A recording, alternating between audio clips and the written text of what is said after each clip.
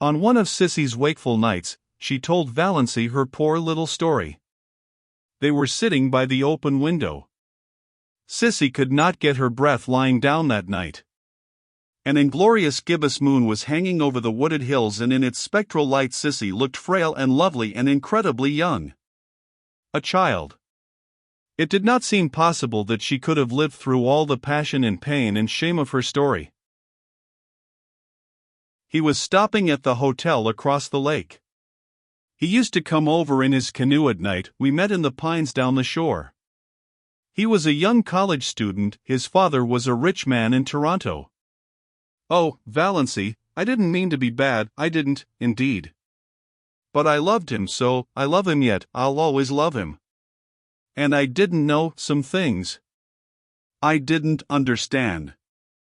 Then his father came and took him away.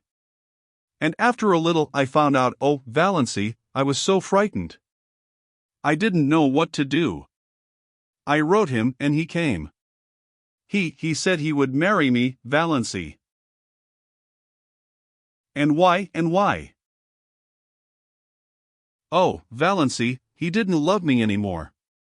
I saw that at a glance. He was just offering to marry me because he thought he ought to, because he was sorry for me. He wasn't bad, but he was so young, and what was I that he should keep on loving me? Never mind making excuses for him, said Valancy a bit shortly. So you wouldn't marry him? I couldn't, not when he didn't love me anymore. Somehow, I can't explain, it seemed a worse thing to do than the other. He argued a little, but he went away. Do you think I did right, Valancy? Yes, I do. You did right. But he... Don't blame him, dear. Please don't. Let's not talk about him at all. There's no need. I wanted to tell you how it was. I didn't want you to think me bad. I never did think so. Yes, I felt that whenever you came. Oh, Valancy, what you've been to me. I can never tell you, but God will bless you for it. I know He will, with what measure ye meet. Sissy sobbed for a few minutes in Valancy's arms. Then she wiped her eyes. Well, that's almost all. I came home. I wasn't really so very unhappy. I suppose I should have been, but I wasn't.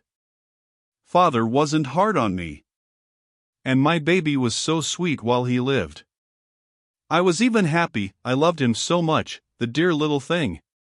He was so sweet, Valancy, with such lovely blue eyes, and little rings of pale gold hair like silk floss, and tiny dimpled hands. I used to bite his satin-smooth little face all over, softly, so as not to hurt him, you know. I know, said Valancy, wincing. I know, a woman always knows, and dreams. And he was all mine. Nobody else had any claim on him. When he died, oh, Valancy, I thought I must die too. I didn't see how anybody could endure such anguish and live. To see his dear little eyes and know he would never open them again, to miss his warm little body nestled against mine at night and think of him sleeping alone and cold, his wee face under the hard frozen earth. It was so awful for the first year. After that it was a little easier. One didn't keep thinking this day last year, but I was so glad when I found out I was dying.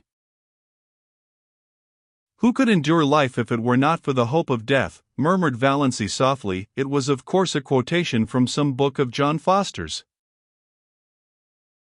I'm glad I've told you all about it, sighed Sissy. I wanted you to know. Sissy died a few nights after that. Roaring Abel was away. When Valancy saw the change that had come over Sissy's face, she wanted to telephone for the doctor. But Sissy wouldn't let her. Valancy, why should you? He can do nothing for me. I've known for several days that this was near. Let me die in peace, dear, just holding your hand. Oh, I'm so glad you're here. Tell Father goodbye for me. He's always been as good to me as he knew how, and Barney. Somehow, I think that Barney. But a spasm of coughing interrupted and exhausted her. She fell asleep when it was over, still holding to Valency's hand. Valency sat there in the silence. She was not frightened or even sorry. At sunrise Sissy died. She opened her eyes and looked past Valency at something that made her smile suddenly and happily. And, smiling, she died. Valency crossed Sissy's hands on her breast and went to the open window. In the eastern sky, amid the fires of sunrise, an old moon was hanging as slender and lovely as a new moon. Valency had never seen an old moon before. She watched it pale and fade until it paled and faded out of sight in the living rose of day. A little pool in the barrens shone in the sunrise like a great golden lily. But the world suddenly seemed a colder place to Valency. Again nobody needed her. She was not in the least sorry Cecilia was dead. She was only sorry for all her suffering in life. But nobody could ever hurt her again. Valency had always thought death dreadful. But Sissy had died so quietly, so pleasantly. And at the very last something had made up to her for everything. She was lying there now, in her white sleep, looking like a child. Beautiful. All the lines of shame and pain gone. Roaring Abel drove in, justifying his name. Valency went down and told him. The shock sobered him at once. He slumped down on the seat of his buggy, his great head hanging. Sissy dead, he said vacantly. I didn't think it would have come so soon. Dead. She used to run down the lane to meet me with a little white rose stuck in her hair. Sissy used to be a pretty little girl. And a good little girl. She has always been a good little girl, said Valency.